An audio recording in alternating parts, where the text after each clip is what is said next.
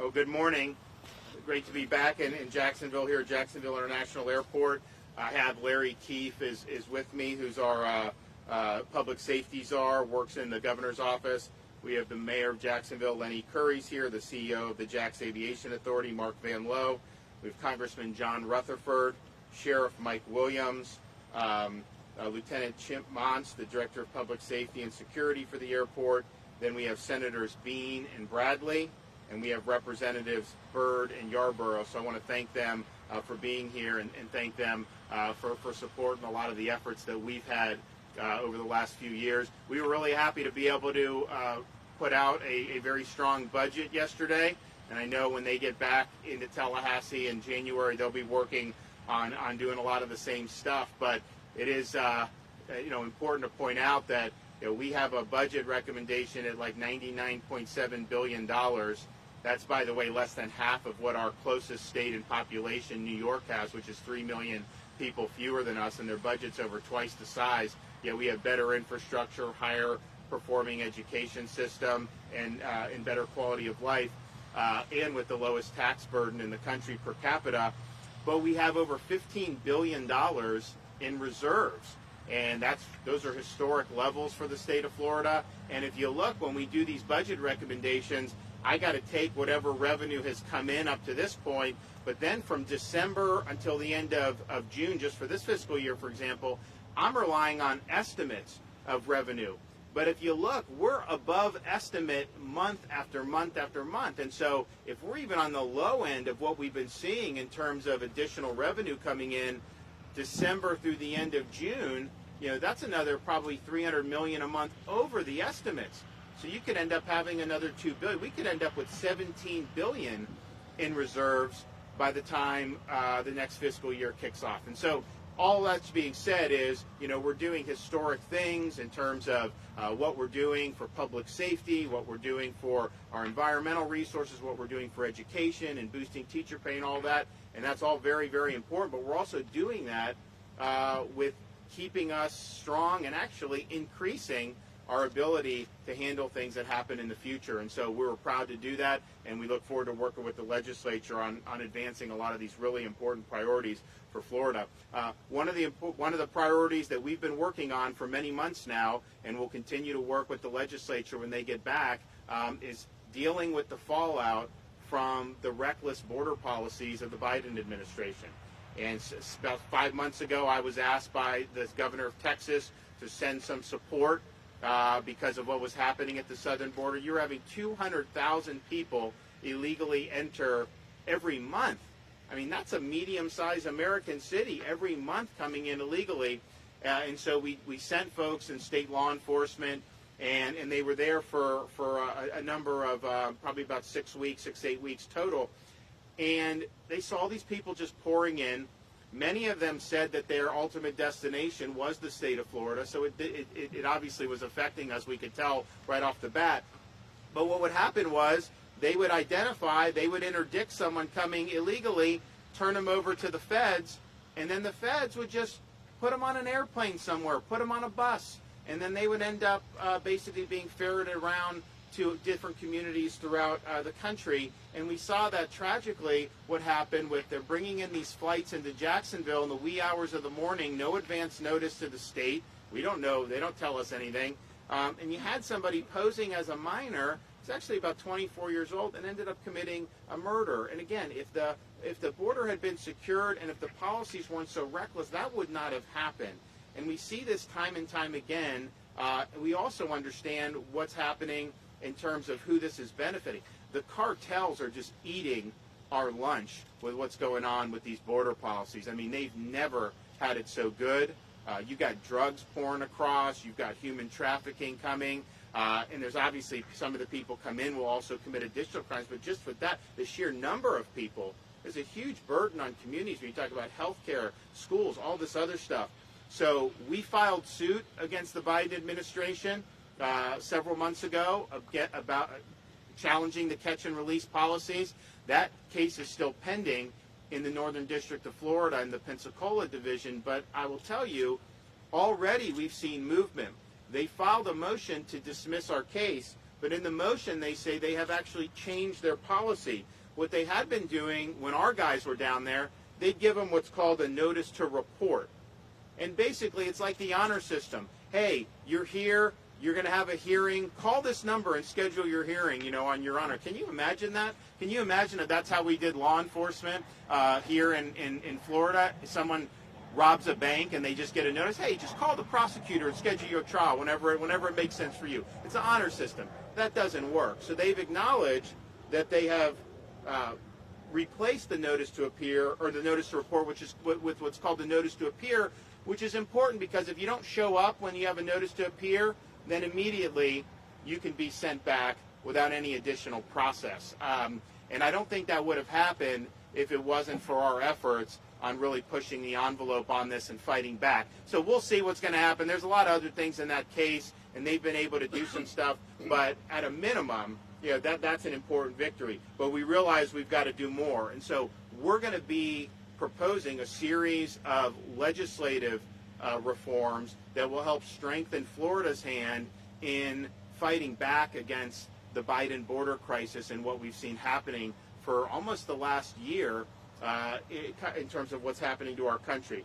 So we're going to propose a number of things. One, we're going to say to any of these contractors who are involved in ferreting people, whether it's buses, charter planes, what have you, any of those folks who are involved in facilitating this type of illegal migration in the state of Florida, they're going to be barred from doing any business with any state or local government agency in the state of Florida. We just cannot be doing contracts with companies that are knowingly and recklessly facilitating bringing people here into our state illegally. And I think that will be very, very important. We're also going to require that any private entity that's involved in facilitating illegal migration into Florida owes the state restitution for each person that they're facilitating, whether they're bringing, whether they're harboring, because this does cost, when you have huge numbers of people, that costs a lot of money for taxpayers in a variety of ways. I mean, just think, anytime you have an altercation with law enforcement, you have criminal cases, you have other issues with drugs, you have just normal things about health care and things that fall under the taxpayer. So every single person will be charged, the entities will have to provide restitution for the state of Florida. Number three, we're also going to strengthen our sanctuary cities law.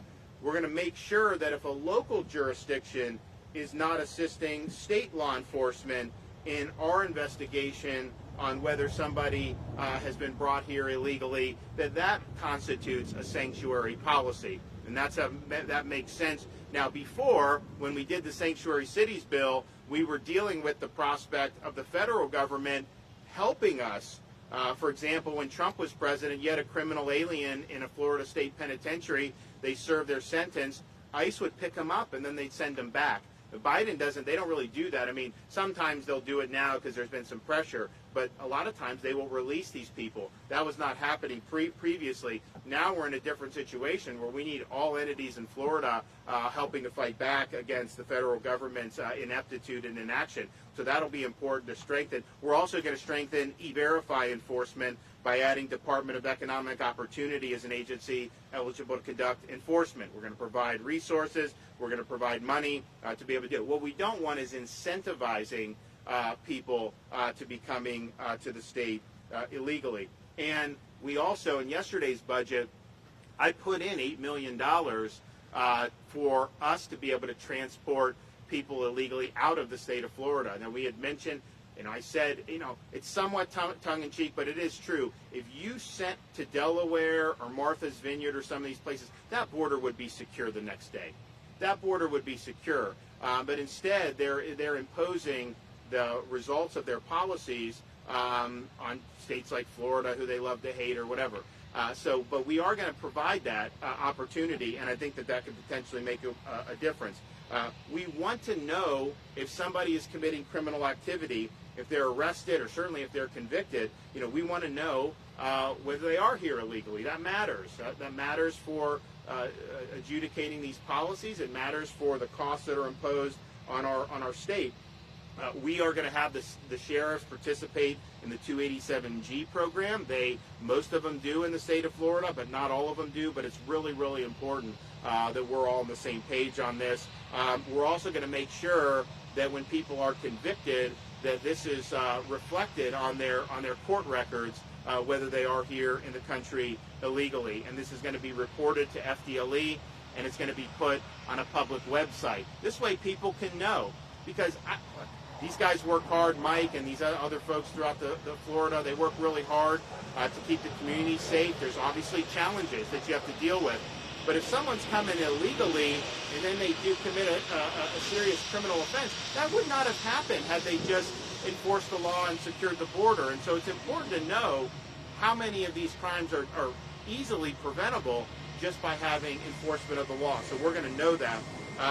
Also going to make sure that there's no taxpayer benefits that are provided to anyone coming illegally, particularly facilitating any of the things that we're seeing from the southern border, and that'll be verification will be done by state agencies, and make sure that's basically already the law, but we want to make sure that we're checking all the boxes on that.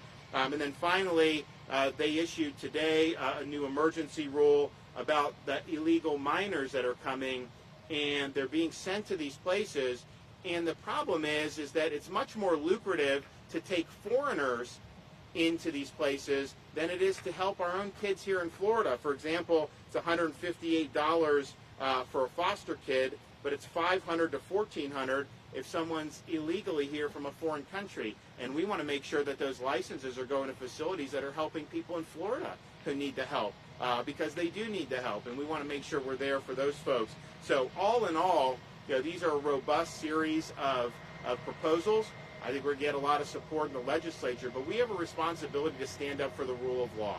We have a responsibility to stand up for the Constitution, and we have a responsibility to stand up against an administration that has just decided they don't want to have a secure border. You don't get to make that decision. The laws of our country require us to enforce the law, and that's what needs to be done. So the lawsuit continues. Our other initiatives that we've done with my previous executive order continues, but then these changes, both in terms of the legislative changes and in terms of the additional funding, will put us in a great position to be able to continue to protect the people of Florida. So I want to thank everyone for being here, and I look forward to working with them when it becomes time to get this across the finish line. So we have a couple other folks going to come up and speak. Congressman Rutherford is up there in the swamp and dealing with this every day. I wish they could do a little bit better up there. It's not going too well, and hopefully there'll be some changes soon. But when you have all these problems with inflation and all this, for them to be printing another $2 trillion at this point, I don't understand that. The numbers that came out today for November was huge increase year over year from where we were. And this affects people every day in groceries and gas and all these things that really pinch people's budgets. And yet it seems like they're accelerating that rather than trying to ameliorate that. Anyways, John, come on up. Thank you, Governor. Yep. I have to tell you, Governor, this is, what we're seeing is really the results of one party, one rule for almost a year now. And I have to tell you that as a sheriff, I don't say this lightly, but the Biden-Harris administration has blood on their hands. Because, and I say that for three reasons. Number one, what's going on at the southern border, everything that the governor just described is not ineptness, it's not a mistake. It's their policy. This is not a failed policy at the southern border. This is the Biden-Harris administration policy, what's taking place, first and foremost. Secondly, that policy is allowing gang members and criminal aliens to come across our border and, as we saw right here in Jacksonville, kill our citizens. And then third, the amount of fentanyl that they're allowing into this country now is a result of this policy, not a failed policy, their policy, for the first time in history, we saw over 100,000 people die from illicit drug use. Over 100,000 people in our country. That's unconscionable. Now in Congress, one of the things that we're working on is H.R. 1995, which is protecting our community from gang violence. And we are going to try to pass legislation that will prevent these gang members who are illegally entering our country from being able to get asylum, from being able to get temporary permanent status, TPS. They will be deportable if they are proven to be gang members. I have to tell you, I hope that other governors around the country come to understand the importance of protecting their constituents the way this governor has for the state of Florida. They've got to recognize, as this governor has recognized, Governor DeSantis understands the danger, the violence, the death that's being brought by this policy at the southern border. And so, Governor, I want to say thank you for protecting all of our constituents here in Florida, particularly Northeast Florida, and God bless you. Okay, thank you. Thank you. Thanks, John. Okay, Mayor Lenny Curry. Well, good morning, Governor. Thank you for being so engaged and diving so deep on this important issue. And I'm here today to say I stand with you with your proposed legislation. We'll do everything I can to make sure that it passes and is successful. I'd like to take a moment and talk about Francisco Javier Cuellar. Francisco was a 46-year-old father of 4 living right here in Jacksonville. He was a kind man. He cared deeply about his kids, but not just his own, any child in need. That's why he agreed to take in a Honduran immigrant who claimed he was 17 years old. He gave him food, shelter, and a job at their convenience store. But it was all a lie. You see, he wasn't 17. The man was 24 years old when he crossed our borders. He claimed to be an unaccompanied minor, a status that protected him from being immediately deported. This man now stands accused of murdering Francisco, his host father, in cold blood just weeks before moving in. I stand with you, Governor, that this tragic loss could have been prevented if our southern borders were more secure. While some may think this is a unique or extreme case, I'm not willing to take that chance. Like the Governor, I want more information about who is on these flights coming into our city, many of them landing in the middle of the night. I want to know how these individuals are being vetted and how they're being screened. This is not about vilification, it's about verification. Okay, thank you. Okay, Larry Keefe, Public Safety Czar. First, I want to thank you, Governor, for your solid leadership in this fight. And we both know it's a fight. And I want to thank you for your work on this proposed, very important legislation. The Biden administration has ordered federal agents to stand down, to not do their duty, while Governor DeSantis is fighting to protect our sovereignty, to protect our families, and to deter those who are accomplices to this pipeline. And it is a human smuggling pipeline. It is the federal government's sworn duty to secure our border, to enforce federal immigration laws, and to protect Florida and the entire nation from illegal immigration. Their failure has opened our border to criminal cartels that smuggle migrants from South America, Central America, and from all over the world. The Mexican criminal cartels have custody and total control over these migrants on this journey. Many of them are what are called unaccompanied children, and they make this long, dangerous journey without their families.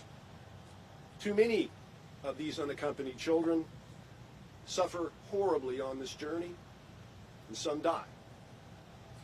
Too many are abused by the criminal cartels and smugglers. And way too many descend into criminal sex trafficking, labor trafficking, and drug trafficking after they arrive in the United States. American kids are dying of drug overdoses in record-breaking numbers. from pills laced with fentanyl. More than 90% of this fentanyl that is killing our kids crossed the Mexican border. You've heard today your local political leadership mention one particular adult criminal in this human smuggling pipeline who posed as an unaccompanied child to get further inside this country more rapidly. And he ended up here in Jacksonville. The Biden administration flew him to Jacksonville at taxpayer expense. He is now charged with murder for stabbing and killing a Jacksonville man. Federal law, the federal government, and the federal courts all prohibit states from enacting and enforcing our own immigration laws. And they prohibit us from ourselves detaining and deporting these illegal aliens. But even with these federal limits on our authority and our ability to protect ourselves, we will not submit. And Florida will not surrender its sovereignty. These new laws are going to help us shut down this human smuggling pipeline. And they are going to deter the criminals that cause these unaccompanied children to embark on this deadly journey. Thank you again, Governor, for leading us and supporting us in this fight. Thank you. Okay, Mark Van Lowe, Jacksonville Aviation. Thank you, Governor, for your continued support in taking on this issue. As an operator of 4 airports in the Jacksonville area, we are focused on providing a safe and secure environment for any aircraft and all of its passengers once they land. We first learned of these flights in June this year when an aircraft was parked in the middle of the night on a remote cargo apron. Our operations department had learned that the flight crew had already left for hotels that night, leaving the plane full of children with chaperones locked on board for 10 hours. It was 10 hours later that aircraft actually departed. On July 21st, a month later, we were able to participate with Health and Human Services on a Zoom call to discuss this program. We appreciate the Governor's hard work on this and also on Congressman Rutherford's work in Washington. Thank you. Thank you. Okay, Sheriff Williams.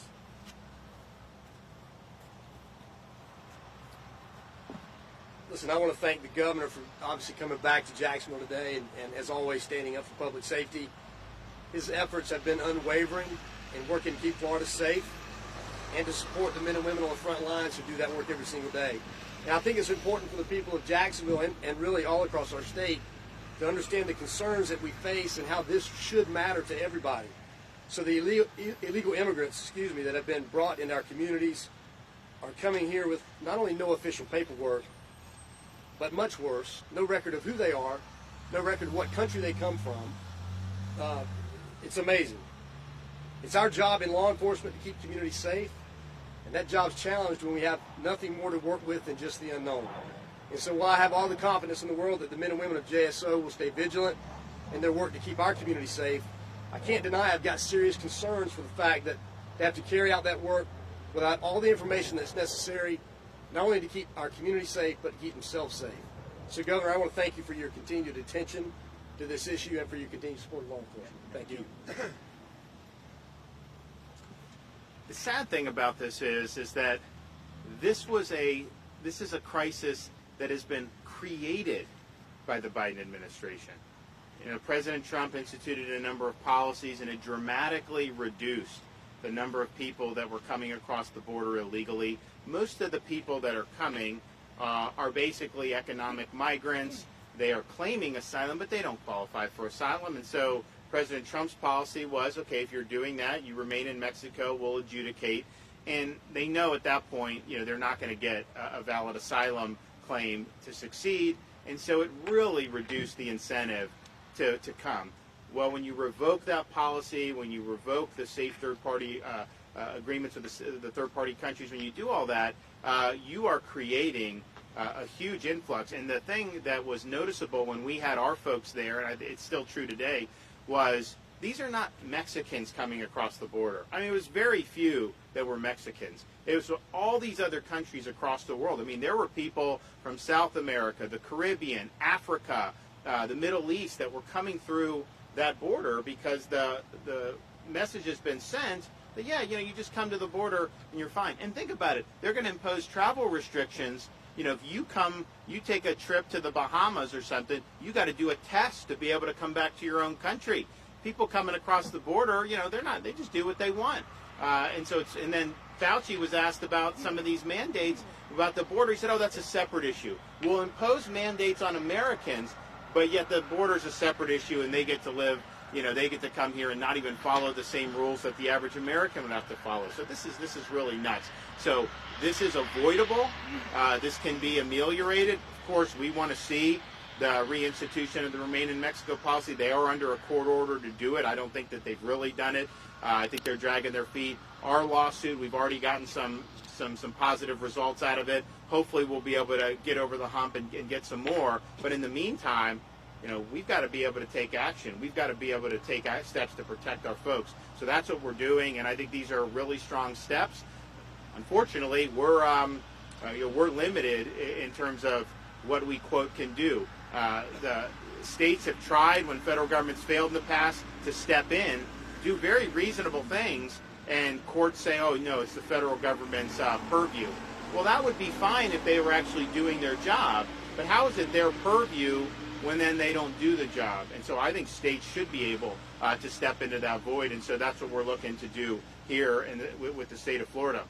I'd also just like to say, since we're here, the fire station, we were happy in our budget yesterday to really provide strong support for our first responders, including and especially law enforcement. But last year we were able to secure $1,000 bonus payments for every sworn law enforcement, fire rescue, and EMT in the state, and we put it in the budget again, and we want to do it for a second year in a row. So I think that that'll be really meaningful and it'll be important. And then we were also able to do a lot for state law enforcement. We're doing a 25% pay increase for members of state law enforcement agencies like FHP, FDLE, Fish and Wildlife.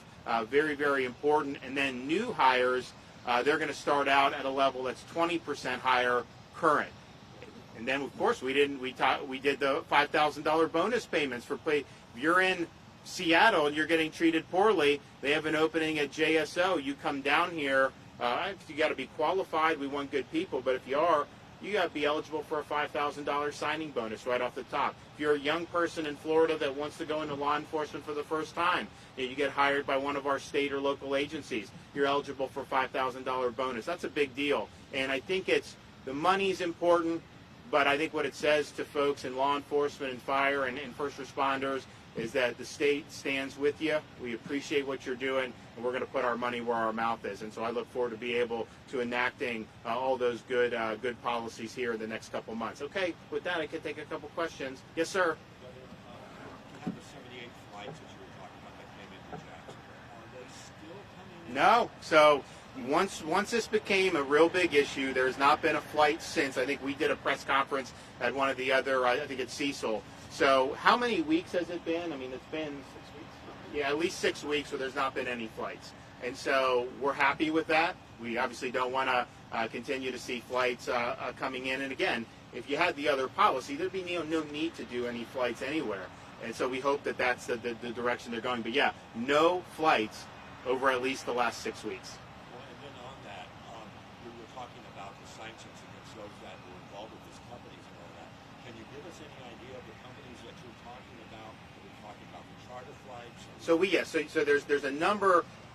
There's a list of a bunch of charter companies that have been involved, and then there's also ground transportation. That's a little bit more difficult to get your finger on sometimes because there are normal buses that come and go anyways. It's not like every bus, but these flights in the middle of the night, So those types of contractors, they're just going to be on notice that once you do the federal government and you're facilitating illegal migration and you're imposing burdens on Florida, you're forfeiting your right to have any relationship with state or local governments, and then of course, we are going to do the restitution as well. And so I hope people will just look at that and say, you know what, that ain't worth it. I'd much rather be able to do business in Florida normally than to participate in something that's highly controversial.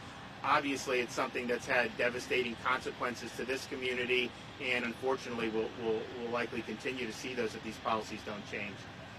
Yes, sir. In the case of the man who's arrested for the murder of Francisco Cuellar, I think I heard that he was definitely on one of those flights. Yes. So he had posed as a minor. So the flight had minors, and these flights there's different. Sometimes you'll have relatively young kids on these flights, and then sometimes you'll have a lot of people who when I was serving in Iraq, we consider like a 16 or 17-year-old Iraqi to be a military-age male, and so they're technically minors in that respect. But you have people that are more advanced, and so he posed as a 17-year-old, was able to get on the flight, was obviously released locally, and then committed the murder. So it was illegal entry, but then also fraud in terms of saying this. But it goes back to the point of what Sheriff Williams was saying. You don't know who any of these folks are. There's no documentation. You don't necessarily know what country. Now, sometimes, like I was down in Del Rio, you could see, there's obviously a difference between someone coming from Guatemala or someone coming from Haiti. You can kind of figure that out. But at the end of the day, you don't know. And you also have folks who have been in other countries. So maybe they're from one country, they left, they've been living in another country for years, but then they say, hey, you can come across the border, so now they're deciding to come to the United States. I'll tell you, though, it has destabilized some of these communities in different parts of Central America in particular, and my view would be, if they knew that this wasn't viable, much more likely to work and do things to help their own communities there. But when you're told, hey, just come across the border and you're fine, some people are doing that. It is, though, very hazardous. So there's a whole host of people coming across, but when you have a flight, to have very young children, you have people that are 6, 7, 8 years old, that is hazardous that they would be going across the entire Central America, all into Mexico. It is, as Larry said, this is not working out well. Just think, as a father of young kids, I don't want my kids out of my sight. I would never allow something like that to happen. But you got a lot of bad things going on. The cartels are taking advantage of it. There's human smuggling, and it's just a really bad situation. So for us to be, as a country, basically facilitating that, that's a really, really bad policy. It is very hazardous to have somebody who's that young being illegally crossing international borders. That is just not a policy that we should want to entertain at all. In the 6 weeks since the flight stopped coming in to Jacksonville, have you seen any change in cooperation from the Biden administration and your office? And in totality, does your office have any sense of how many individuals have been brought to the state? So we don't have a sense overall. Now, we do know the certain number of flights here. We have a rough estimate about how many people would have been on the flights. So what has happened since? They have changed the policy, and when we're litigating against them, from notice to report to notice to appear, and that's a very positive movement. Now, they're fighting us on providing documentation in that case. And our view is we want to know why you're making these decisions, because this goes into administrative law and all this other stuff. And they've been very, very difficult, would you say, in terms of not providing anything in terms of that type of cooperation. And so in some respects, it's a litigation strategy, because what they're going to say is, well, we don't really even have a policy, so how could the state be suing us on it? So I think they're trying to do a little end run. We hope the court doesn't accept that, because that would create some bad incentives. So we're at loggerheads on that case, and I think we'll continue to be. They're trying to get it dismissed. They did make the important concession, but I think ultimately push is going to have to come to shove on that. I do think having an adverse ruling, which they've already had for Remain in Mexico, that's very, very important, because that's a key to really shut off a lot of what we've seen in terms of the illegal migration across the southern border into Texas. So hopefully we will get more positive results in our lawsuit, and then we can see. But my sense is there's not going to be voluntary reappraisals of what they're doing. If they feel that they may be vulnerable legally, then I think they'd be more interested in maybe doing something. But I don't think it's going to be because all of a sudden they've had an epiphany and say, you know what, our policy hasn't worked. I mean, I think, as John said, yes, I mean, look, there is incompetence involved, because when you have people on a runway for 10 hours sitting there, that's not good. But a lot of it is intentional, and so you have what you have. So hopefully we'll win our case. These reforms hopefully will protect Florida, will disincentivize folks from wanting to facilitate these policies, and I think everybody will be better off as a result. Okay, thanks so much. Great to be here.